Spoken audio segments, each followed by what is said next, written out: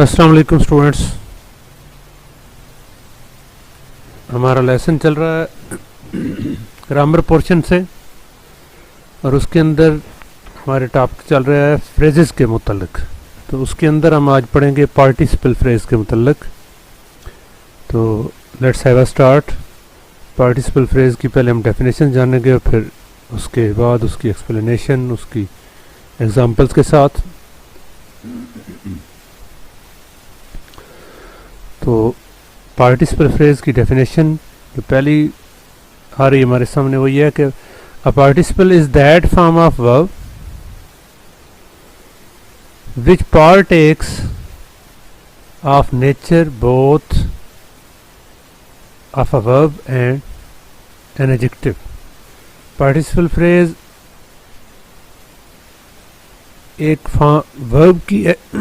Verb की ऐसी form है which partakes of the nature of both of a verb and an adjective, जिसके अंदर दोनों की खुसूसियात पाई जाएं, वर्ब की भी और एडजेक्टिव की भी।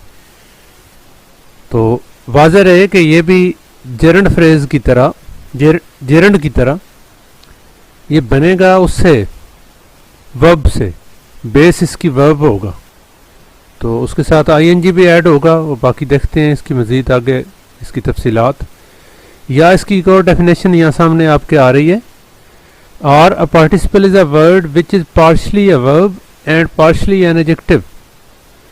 या पार्टिसिपल एक ऐसा वर्ड है जो पार्शली जुज़वी तौर पर वर्ब है और जुज़वी तौर पर एडजेक्टिव है, कि उसके अंदर एडजेक्टिव की मीनिंग भी अपने अंदर भी पाए जाते हैं और चूँकि नाउन को मॉडिफाई करता है इसलिए एडजेक्टिव भी है ये। और बुनियादी तौर पे वर्ब है उसको मॉडिफाई किया गया है आईएनजी के ऐड करके या ईडी लगा के या कोई और इसकी जो फॉर्म होती है। मज़ीद इसकी तफसीलात आगे बयान करते हैं। A participle phrase consist of a present participle. और प्रेजेंट पार्टिसिपल कैसे बनेगा? वर्ब की फर्स्ट फॉर्म और एडिंग आईएनजी, यानी उसको आईएनजी प्लस कर देंगे तो ये प्रेजेंट पार्टिसिपल इसका तैयार होगा। आगे देखिए पास्ट पार्टिसिपल। पास्ट पार्टिसिपल कैसे होगा? वर्ब एंडिंग इन ईडी और other form in case of irregular verbs, यानी ईडी का इजाफा करके आप फॉर्म बनाते हैं तो वो पास्ट पार्टिसिपल बनेगा। देखें फॉर्म्स जब हम करते हैं तो हमारे पास पहली फॉर्म होती है प्रेजेंट, फिर सेकंड फॉर्म जो होती है उसको हम कहते हैं पास्ट, और थर्ड फॉर्म जो होती है वो पास्ट पार्टिसिपल। तो ये तय है कि जो मसलन तीसरी फॉर्म है, मसलन हम कहते हैं राइट लिखना, और उससे सेकंड फॉर्म उसकी बनी रोट और रिटन लिखा हुआ। ये जो लिखा हुआ है खुद इसके अंदर भी एडजेक्टिव के मीनिंग पाए जाते हैं।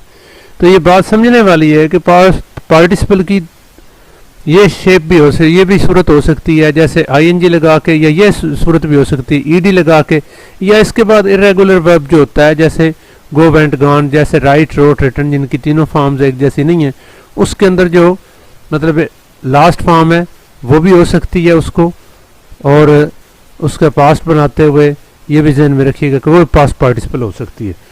आगे चलिए। A participle phrase is separated by commas. Participle phrase जो होता है अमूमन मोस्ट ऑफ द टाइम उसको सेपरेट किया जाता है और वो कॉमास के साथ सेपरेट किया जाता है। तो it always acts as an adjective in a sentence. इसके मतलब एक उसूल याद रखिएगा कि सेंटेंस के अंदर इसने एडजेक्टिव का काम देना है, किसी नाउन को ये मॉडिफाई करेगा, उसके मतलब कोई बात बयान करेगा। तो जैसे एडजेक्टिव करता है किसी नाउन को मॉडिफाई करता है, इस तरह जो आपका पार्टिसिपल फ्रेज है उसने भी यही सेम काम करना है। और ये बिल्कुल करीब करीब है पार्टिसिपल और जेरेंड। इससे अगला लेक्चर हमारा जेरेंड पे होगा, तो इसलिए इसको अच्छे अंदाज से समझिए। नेक्स्ट देखते हैं इसकी मजीद एग्जांपल्स। अब देखिए जी, the kids making a noise, the kids making a noise need food. बच्चे, ये देखिए कॉमे से सेपरेट किया गया, मेकिंग अ नॉइज। अब इस पे जरा गौर कीजिए, मेक फर्स्ट फॉर्म आईएनजी इसके साथ ऐड की गई, अब वहां काम ये है कि जब हम जेरेंड इस्तेमाल करते हैं उसके अंदर आईएनजी तो हम ऐड करते हैं, डेफिनेटली ऐसा होता है, लेकिन वो काम एक नाउन का देता है, वर्ब होके काम नाउन का देता है। ये वर्ब होगा यकीनन, लेकिन ये काम एडजेक्टिव का देगा, ठीक है, क्योंकि ये क्या कर रहा है, मेकिंग अ नॉइज। नॉइज क्या, एक नाउन है।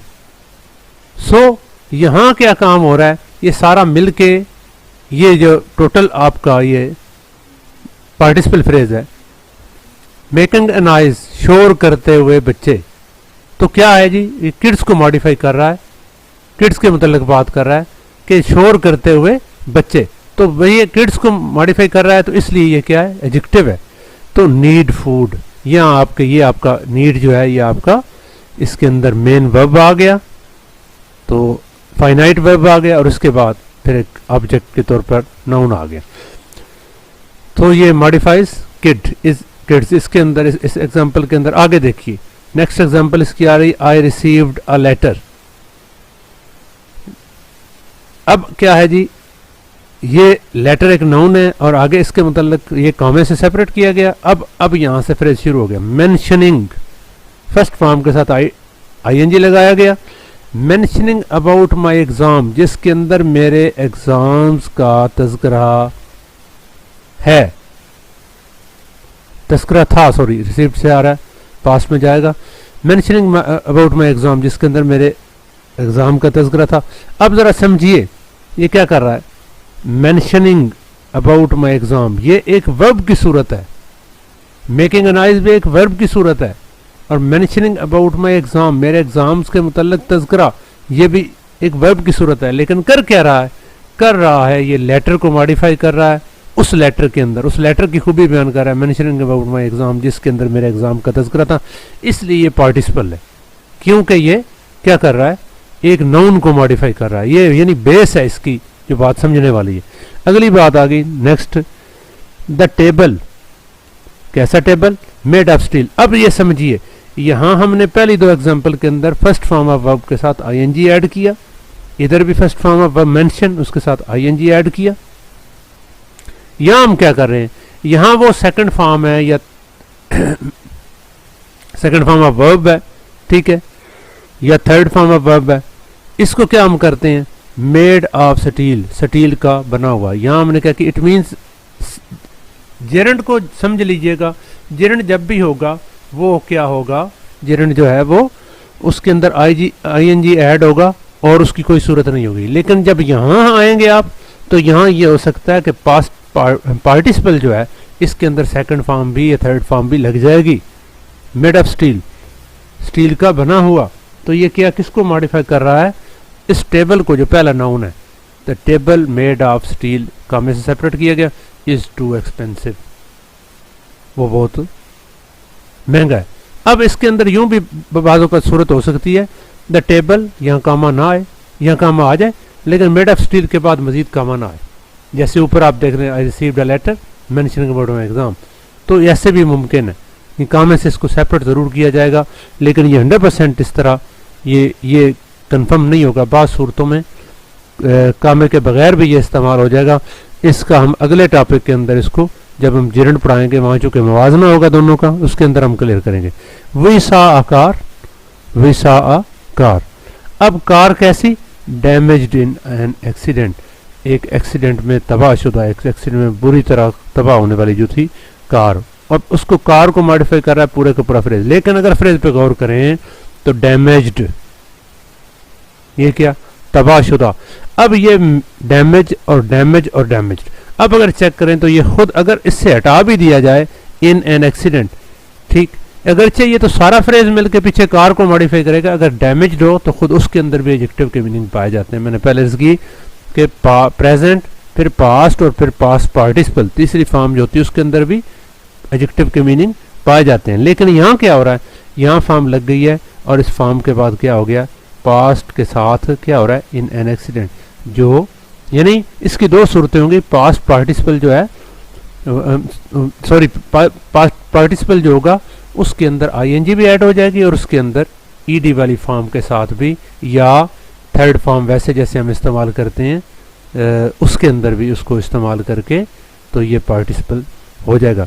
अब खुलासा ये हो गया कि ये है क्या, बेसिकली वर्ब है, लेकिन क्या करेगा, ये वर्ब अपने बाकी सारे मॉडिफायर्स को मिला के किसी नाउन को मॉडिफाई करेगा, इसलिए ये एडजेक्टिव का काम देता है। ऑलवेज ऑलवेज ये मैक्सिमम टाइम इसका एडजेक्टिव ही होना शर्त है।